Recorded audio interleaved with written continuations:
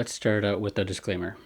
Dehancer reached out to me recently, which was really cool and frankly unexpected, because I'll be honest with you, I'm no expert in the field of color grading, not by any means. My ultimate goal is to make narrative films, and as such, I can only allocate so many skill points to various filmmaking parameters. At the moment, I'm really focused on the area of writing, camera knowledge and operation, and editing, and openly admit to my weakness in color grading, which is where I found Dehancer to be something that could make a major difference. And it's also a solution I was looking into maybe getting down the line anyway. So I'm coming at this from the perspective of someone who's not a pro color grader, but as someone who wants to get a unique filmic look without knowing all the nuts and bolts of color grading. So let's get right into this. And also, Dehancer was kind enough to provide me a promo code for 10% off for anyone interested in their plugin. That code is JoeX,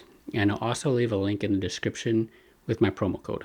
Okay, first off, I gotta say, in looking at all the Dehancer videos on YouTube, there's a lot of amazing color grading experts with extensive node trees.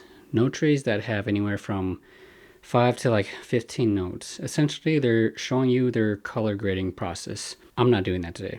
I'm showing off just what Dehancer by its lonesome self can do as the only node, because I like to be transparent and I don't see myself as someone who can be an authority figure in more advanced color grading techniques, at least not at the moment. Okay, so here we are in DaVinci Resolve, and I got my footage and my node, and I'm in the colors tab. So first off, we're going to go into project settings, go into the color management, make sure you're at DaVinci YRGB and 709A or 709 2.4 if you're on Windows. We're using this color space because we're doing a one node flow, so that means we're not doing any sort of color space transform or any complicated node tree. We're literally going to be using just one node with Dehancer in it. Alright, so here we are. So first off, I'm gonna change my workspace a little bit. Let's detach that. Okay, so okay, there we go. So first off, what you're going to do is I actually have Dehancer worked out on my node already, but I'm just going to show you kind of what you do from the start. So first off, you look up Dehancer and you would pull that to your node.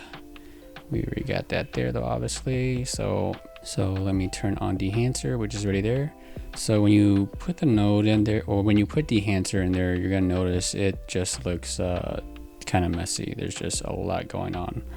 So what I believe you should do for your first time using it is just collapse everything and make it look a lot simpler like this. So right here we see what all our effects are. So you kind of go through one by one through all the effects. So let's look at this input.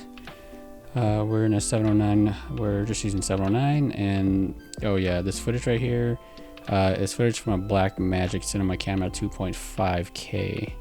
It's a pretty cool older camera.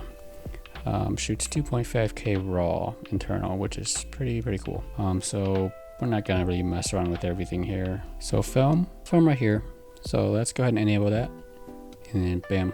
So as you can see, our image just became super washed out and looks really ugly, but that's okay because we're going to be adding like color and contrast and pulling colors here and there in the upcoming steps.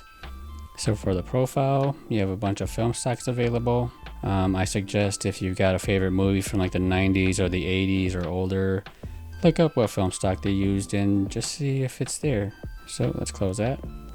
Developer. You'll notice I already have values chosen. This is everything that I figured would look good, so we're going to enable that. And just like that, we added a bunch of color, a bunch of contrast, and it already looks pretty filmic if you ask me. Really soft but really warm. So for here, the color boost is going to affect your contrast. Like if you go too high, it's gonna look really crunchy and really bad. So just keep that at, well, I just kept mine around like 20 and it looks fine there. And color boost is where you're gonna be adding a lot of color back into the image. So if you go at 0, it's all washed out, and that's what we were at before. So you're gonna want to boost this up pretty much. So for me, I had it all the way up to around 40-ish, and just like that, looks pretty good. So close that up. Film compression. So with this one, it's compression. So it brings in your highlights a little bit. So we're moving it around. So if you want to really see what's going on here, we're gonna get really close to his hands, and then bam. We're kinda lowering those highlights a little bit. It's nothing too significant, but it's there. So we'll just close that up. I don't really mess around with too much of the settings here. So expand. White points are your shadows. So we'll back that up. Enable. It's right there. So for the black point, this is, you can lift your shadows or pull them down some more. Let's keep them right there, looks fine. And then white point are your highlights. Go ahead and pull them, raise them to your liking. It looks fine here. Close, print. So print is you're choosing from a couple of profiles right here. We have to enable this. Linear doesn't do anything. Cineon log adds a really flat look. I still have a lot of learning to do to figure out what all these different prints really mean. But I found that the Kodak glossy looked pretty nice. So actually the 2383 looks nice. So we're gonna go with 2383. I don't really mess with much here. I mean, you can mess with the contrast, but I just kept it at 100. Looks good. So for color head, right here, I found when I was doing this originally, it was a little red, or a little magenta-ish. So I decided to add some green into the image. So right here, it's really subtle, but you can see, put a little green in the image. It's not much, but it's subtle. So close that. And then film grain. Film grain is where this program really puts in work. So let's get really close so that we can really figure out the film grain. And with the film grain, I'm gonna turn off the scopes. So as soon as we turn it on, bam, you add a bunch of grain there. So basically the smaller film stock you use, the more grain you add.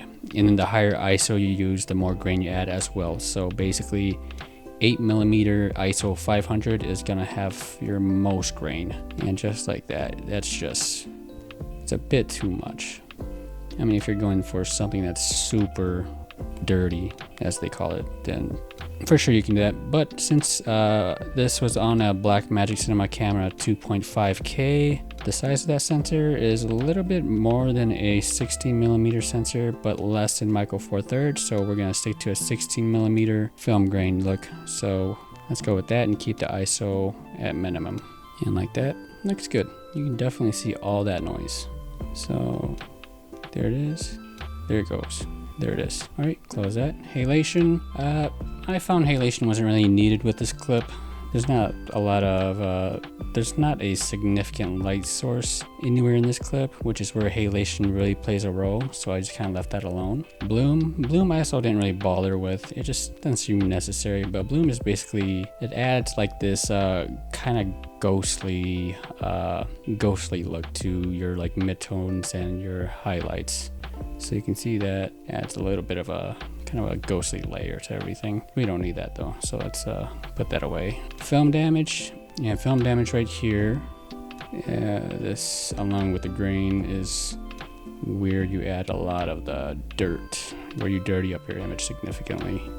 And the thing about film damage is that's really randomized. So every time you enable it and disable it, the pattern changes up, letting you know that this really is a simulation, a randomized simulation of film grain and film damage.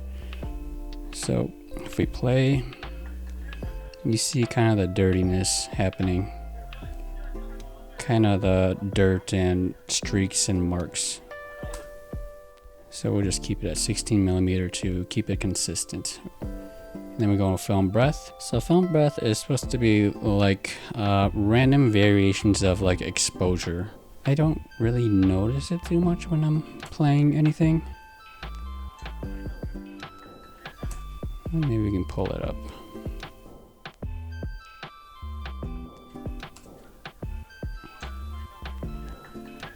We'll just leave it at that. But film breath, I believe that's what it is. It's like just variations of exposure that just kind of really show off that film is just imperfect and really random sometimes. So let's close that. And then gate weave. So the thing about gate weave is that you'll notice that the image plunges in slightly. And the reason for that is because gate weave is a simulation of of very subtle camera shake. Can't really see it, but it's very subtle. It's kind of like stabilization, where stabilization kind of uses the small outside portions of your image to stabilize your image. Gate weave is using the small outside pixels to add this slight subtle shake. Kind of just way to dirty up the frame and make it really simulate the imperfections of a film camera. So we'll close that. Overscan I stay away from.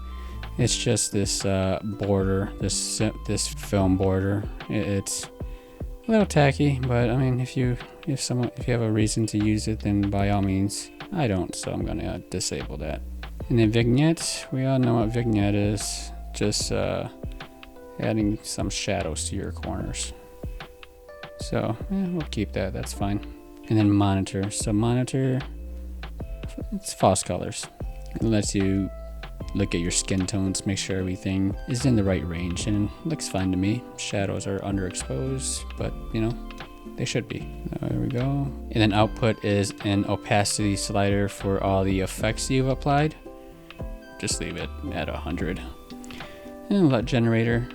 So you can create a LUT with everything you did. Obviously you can't add like the film grain, halation, or the damage or breath or gate weave, but you know, the colors you've created, you should be able to add to a LUT. So let's go to options, and then options right here. Just have rendering options, normal, fast, high, slow, and then all the other things here. So that is Dehancer, a one node workflow.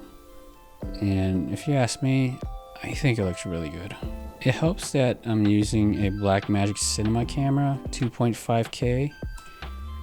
That is essentially like the Blackmagic Pocket Cinema camera original, except more resolution. That sensor itself is already pretty filmic, but Dehancer only makes it more filmic.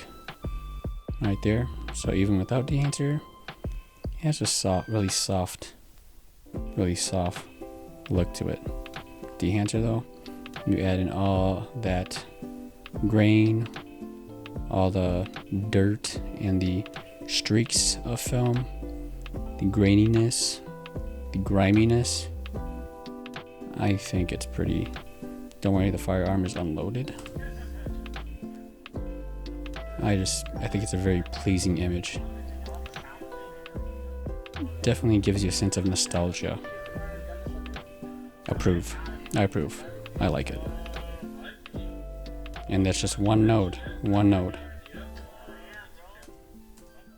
So this has been my overview for Dehancer, from the point of view of someone who's not a color grading maestro, but just someone on the market for a tool to help simplify my color grading workflow. I got a feeling many of you are in the same boat as me, and if that's the case, Dehancer is definitely worth a shot. It's got me eager to learn more advanced node trees, which I'll definitely post videos on in the future. Also, I'm pretty excited and motivated to get started on my next narrative short because of this new tool called Dehancer. Thanks for watching, guys. Don't forget to like, comment, and subscribe, and use my code as well, JOEX, if you want to try Dehancer with an extra 10% off. And that's it for today, guys. So thanks again for watching. Sayonara.